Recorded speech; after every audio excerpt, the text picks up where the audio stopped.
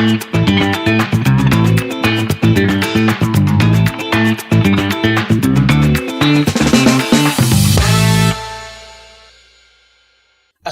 warahmatullahi wabarakatuh. Pemirsa, jumpa lagi bersama saya di acara Lensa Kita di Manu TV, channel Timur Terpercaya. Lensa Kita sore ini akan membahas tentang kisru antara Bupati Halmahera Utara, Frans Maneri, dan pihak GMKI berakhir damai. Dan untuk membahas persoalan ini, di studio kami hadirkan Ketua GMKI Cabang Tobelo, Rivaldo. Ya, gimana kabar? Ya, puji Tuhan, baik. Iya. Dan untuk mewakili pihak Bupati di studio kami hadirkan kuasa hukumnya, yaitu Pak Febri Etewa. Selamat sore, Pak Febri. Iya. Saya langsung ke GMKI. Ini informasi yang saya peroleh bahwa GMKI sudah mencabut gugatan terhadap kasus yang melanda Pak Bupati. Bisa diceritakan? Ya, baik, terima kasih. Jadi mungkin sedikit saya ingin menceritakan terkait dengan proses atau perjalanan sampai pada tingkat mediasi dengan Pak Bupati. Ya. Yang pertama, memang seluruh keputusan sudah kita bahas bersama dengan teman-teman Badan Pengurus Cabang, dan juga setelah setiap pertemuan yang kami hasilkan, kami sampaikan ke forum senior dan juga kepada seluruh teman-teman. Dan kurang lebih ada 5 pertemuan, poinnya hanya sama. Poin yang pertama itu soal kita akan membuka ruang mediasi kalaupun Bupati Halmahera Utara bersedia untuk menjawab 3 tuntutan GMKI Cabang Tobelo. Iya. Ya. Terus motivasi teman-teman atau ada di GMKI mencabut gugatan ini? Yang pertama, GMKI juga ini tidak terlepas dari sebuah organisasi kekristenan. Ya. Dan saya juga berpikir dalam moto GMKI adalah supaya mereka semua menjadi satu. Itu adalah pertimbangan pribadi saya, dan hari ini saya berpikir kalaupun misalkan kita berlangkah lebih jauh, ya kita akan sedikit keluar dari moto itu. Dan saya sudah berpikir seluruh konsekuensi. Pastinya GMKI Cabang Tobelo hanya ingin bagaimana menghadirkan Shalom Allah, dan kami hanya bagaimana merindukan bahwa kondisi di Halmahera Utara itu bisa selalu baik dan lingkungan dengan masyarakat itu selalu terjaga. Oke. Tapi saya melihat bahwa ada 2 kasus perbuatan perusakan yang diadukan oleh Pak Bupati sendiri, dan sekaligus ada GMKI ini melaporkan perilaku atau perbuatan dari Pak Bupati sendiri. Menurut Anda, apakah 2 kasus ini sudah dibicarakan atau menjadi semacam nilai tawar supaya di pihak Anda mencabut gugatan itu, dan pihak ada di GMKI memberhentikan kasus ini supaya tidak dilanjutkan dalam kasus selanjutnya? Baik, terima kasih. Yang pertama bahwa laporan polisi yang diadukan oleh Pak Bupati dalam hal ini itu bukan sebagai nilai tawar, tetapi memang ada peristiwa hukum di situ, dan kemudian di mana proses hukum itu bisa berjalan. Nah, di samping itu memang upaya-upaya mediasi itu juga sangat diharapkan, karena mengingat penegakan hukum juga mediasi itu diprioritaskan di setiap tingkat, baik di penyidikan, penuntutan maupun di pengadilan. Nah, oleh karena itu terlepas dari apa yang diadukan, Pak Bupati sebagai pribadi juga mengharapkan adanya itikat perdamaian antara Pak Bupati dengan pihak Rival Jini dan kawan-kawan. Dan itu sudah disepakati, kedua belah pihak datang beramai-ramai di Polda ya? Iya. Sampai tengah itu betul? Iya, jadi proses di Polda itu sebelumnya sudah terjadi proses-proses baik di pihak BPC Tobelo. Jadi pada saat ada ruang terbuka untuk mediasi, Pak Bupati mengundang pada tanggal 3 Juli itu Pak Bupati mengundang pihak BPC. Jadi bukan mengundang Rival sebagai pribadi, tapi BPC. Nah, karena yang hadir cuma 3 waktu itu 3 pengurus, ya sudah tetap ditindaklanjuti karena pihak BPC itu sudah punya berita acara tentang proses-proses apa yang akan menuju perdamaian. Jadi itu tidak ada tendensi atau paksaan dari pihak-pihak lain. Itu murni dari pihak BPC, dan kemudian Pak Bupati membuka ruang untuk mengundang teman-teman BPC. Oke. Ini Adik Rivaldo, saya ingin tahu aja laporan atau membuat laporan di pihak kepolisian, apakah atas nama pribadi atau institusi organisasi Anda? Ya, memang pada saat itu saya sempat ditanya bagaimana dengan status laporan ini ke Polda.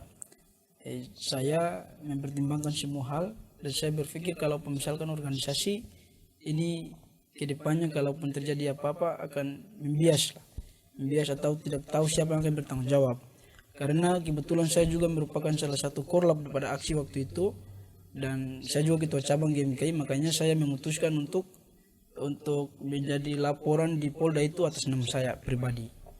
Dan sampai pada saat ini masih atas nama saya. Dan itu sudah disepakati oleh teman-teman pengurusan di GMKI atau BNA ya? Iya benar. Oke. Itu sudah disepakati badan pengurus. Tapi kan kasus ini kan sudah masuk dalam tahapan penyidikan ya. Gitu. Apakah bisa kasus ini dicabut atau bisa disalahkan alasan ketika Anda dan teman-teman GMKI dan pihak Bupati bersepakat dan berencana mencabut gugatan itu, apakah respon dari pihak Polda gimana? Terkait dengan proses pencabutan secara resmi itu kan kita kembalikan ke Polda. Yang berwenang atau yang berwajib yang melakukan pencabutan itu di Polda. Ya kita di GMKI dengan Pak Bupati juga sudah bertemu dan kemudian apa yang menjadi tuntutan juga kami sudah sampaikan. Dan itu menjadi salah satu dasar kami membuka ruang mediasi dengan Pak Bupati. Dalam artian bahwa pihak GMKI ini sudah clear, tidak ada masalah lagi dengan Pak Bupati begitu? Iya. Nah, karena kami berpikir apa yang menjadi tuntutan itu sudah kami sampaikan dan semua sudah direspon dengan baik. Dengan baik. Kami juga meminta untuk bertemu dengan Pak Bupati secara resmi. Itu kami harus dihargai dengan cara memberikan undangan resmi. Tapi gerakan GMKI ini kan hanya melahirkan atau melakukan peristiwa hukum, kan begitu? Oke. Pak pengacara, ini menarik juga ini. Kedua belah pihak antara GMKI dan Pak Bupati sendiri yang diwakili oleh kuasa hukum ini kan sudah bersepakat.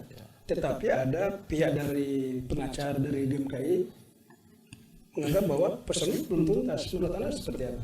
Baik, terima kasih. Kalau kita perhatikan di media-media kemarin yang mempersoalkan ini kan beberapa oknum. Saya mau memperjelas oknum-oknum tersebut apakah dalam kedudukan sebagai kuasa hukum atau sebagai senioritas GMKI. Karena kalau berkedudukan sebagai kuasa hukum, maka seorang advokat atau kuasa hukum itu bertindak untuk dan atas nama kepentingan pemberi kuasa. Sejauh tidak diberikan ruang atau kuasa untuk melakukan pembelaan dan lain-lain dalam ruang media dan lain-lain, nah itu harusnya tidak bisa. Nah, kondisi kemarin, prinsipal pelapor itu kan dalam kedudukannya sudah mengajukan permohonan restorasi justif.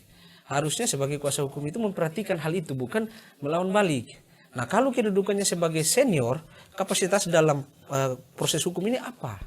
Karena hanya orang yang berkepentingan yang terkait dalam peristiwa pidana itu yang bisa mengajukan keberatan. Dalam hal ini GMKI dengan Pak Bupati. Ya. Kalau misalnya kedua belah pihak sudah bersepakat untuk mengakhiri atau memberhentikan kasus hukum ini, berarti pihak lain sudah tidak bisa lagi berkewenangan untuk mengintervensi ini ya? Ya, pihak lain itu yang dimaksud dengan pihak lain di sini harus pihak yang benar-benar merasa korban dalam peristiwa itu. Jadi bukan orang yang merasa bahwa bagian dari organisasi terus melakukan keberatan, itu tidak dalam kapasitas hukumnya. Harusnya ada orang lain yang merasa sebagai korban keberatan atas permohonan. Tapi keterangan dari BPC, saya rival dalam hal ini, bahwa korban-korban yang lain itu berproses dalam beberapa pertemuan di BPC DGMK itu dan melahirkan poin-poin perdamaian tadi. Nah, makanya saya akan konfirmasi ke rival, kalau misalnya ada pihak yang lain dalam hal ini bahwa kuasa hukum Anda ya misalnya kan tidak mau atau tidak mau kan ketika ada peristiwa hukum pasti kalian melibatkan kan, melibatkan kuasa hukum. Nah, sekarang saya ingin konfirmasi antara hubungan dengan pengacara yang lain itu seperti apa? Yang pertama, jalur konfirmasi atau koordinasi tetap kami bangun dengan pengacara kami dan juga salah satu senior di GMKI. Berjalannya waktu ada proses-proses yang itu melahirkan sebuah keputusan, dan keputusan itu kita sama-sama sepakati di badan pengurus cabang bahwa kita akan sama-sama membuka atau menyediakan ruang mediasi kalaupun Bupati merespon seluruh tuntutan. Dan poin itu juga kami sudah sampaikan kepada senior, kami sudah sampaikan kepada kuasa hukum kami. Tetapi ada hal-hal tapi faktanya kan si Pak Arnold ya, sebut saja begitu, Pak Arnold kan tetap masih ngotot bahwa kasus ini belum otomatis selesai, justru dia berlanjut. Makanya Anda sebagai pihak pelapor, bagaimana Anda memposisikan masalah ini dengan pelibatan kuasa hukum? Ya, tentunya ini menjadi salah satu hal yang kemudian saya tidak bisa masuk lebih jauh. Saya hanya berhak untuk mencabut kuasa hukum dan semua keputusan kami buat itu berdasarkan keputusan bersama. Keputusan bersama, dan kalaupun misalkan karena memang di kasus ini ada banyak juga teman-teman yang menjadi korban, saya secara pribadi tidak mau membatasi atau mengintervensi untuk teman-teman proses lanjut. Tapi secara pribadi dan juga secara organisasi, dan itu berasal dari keputusan bersama, kami mau melahirkan poin-poin yang itu mendasarkan kami pada sebuah proses perdamaian. Jadi tentunya semua ada alasan sampai orang pada tingkat perdamaian. Pak, sampai sini ada tambahan? Ya, saya sedikit saja. Nah, upaya-upaya perdamaian dari para pihak ini itu tidak salah dalam proses hukum. Bicara tentang aturan formil tentang restorasi justice, memang ada ketentuan-ketentuan yang dibatasi. Tetapi ingat bahwa tujuan hukum itu bukan cuma bicara kepastian hukum dan keadilan, tetapi kemanfaatan juga. Nah, mengingat bahwa kondisi Halmahera Utara saat ini, bukan cuma Halmahera Utara, se-Indonesia ini kan mau menuju pada musim pemilu ya, pilkada. Nah, oleh karena itu memang Kamtipmas itu wajib diperhitungkan dalam proses ini. Bayangkan seorang bupati kalau dalam proses ini menjadi subjek untuk diserang, ini bisa ada artinya hal-hal bahwa dalam kacamata Anda sebagai kuasa hukum dari bisa dikatakan sebagai pelaku dari peristiwa hukum ini ya, Anda melihat bahwa pencabutan masalah atau pencabutan laporan ini apakah sudah clear, sudah selesai dalam proses hukum? Kalau dari kedua belah pihak sudah, hanya saja selanjutnya kepada pihak penyidik, dalam hal ini Krimum Polda Maluku Utara, itu kewenangan mereka. Nah, oleh karena itu kami hanya menyampaikan poin-poin pertimbangan. Salah satunya poin perdamaian itu, yang kedua kondisi daerah juga harus diperhatikan, karena ini antara masyarakat dengan seorang kepala daerah. Itu yang menjadi poin penting. Jadi kita tidak hanya melihat aturan formilnya saja, tetapi kita lihat kondisi sosial, kondisi masyarakat, itu juga penting untuk dipertimbangkan. Terima kasih. Seperti itu. Adik, sejauh ini ada tanggapan atau tambahan dari pihak pelapor? Siap. Ada beberapa poin yang perlu saya sampaikan juga, ya, supaya ini menjadi sebuah bahan klarifikasi di publik, karena memang saya kurang lebih 1 minggu ini dituding bahwa bermain di belakang kasus ini, bahwa ada keuntungan yang saya ambil. Nah, isu beredar 30 juta itu yang benar seperti apa? Makanya saya mau sampaikan, dan di forum ini juga saya mau sampaikan bahwa atas nama Sang Kepala Gerakan Yesus Kristus, saya tidak pernah mengambil keuntungan dari proses ini, dan saya hanya bagaimana memikirkan kedamaian dan juga aktivitas kami, program kami, dan juga keberlanjutan kehidupan organisasi kami ini berjalan dengan baik. Berarti bahwa ini murni sikap Anda mencabut tanpa ada tendensi intervensi dari memang ada banyak intervensi dari forum, dan tidak ada nilai tawar, nilai tukar maksudnya. Itu yang saya maksudkan. Kami murni. Terima kasih Pak Febi dan Adik Irfan. Sayang sekali waktu kita terbatas. Kita akhiri diskusi singkat sore ini, dan pemirsa, demikianlah dialog kita sore hari ini menghadirkan dari adik-adik GMKI dan kuasa hukum dari Kabupaten Halmahera Utara menyikapi persoalan yang pernah terjadi dan sempat viral di media sosial antara pihak GMKI dan pihak Bupati yang akhirnya berujung dalam proses hukum. Sore hari ini mereka kedua belah pihak menempuh ruang perdamaian. Seperti apa nanti endingnya, kita akan tunggu dan saksikan sejauh mana kasus ini dia akan berlanjut. Karena biar bagaimanapun sampai saat ini pihak Polda belum menentukan sikap, mengambil sikap apakah kasus ini akan dilanjutkan atau tidak.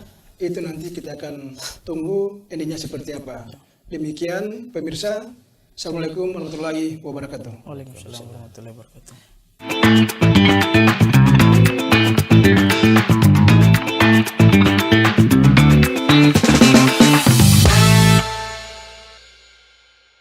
Malu TV, channel Timur terpercaya. Jangan lupa subscribe, like, share, and comment ya.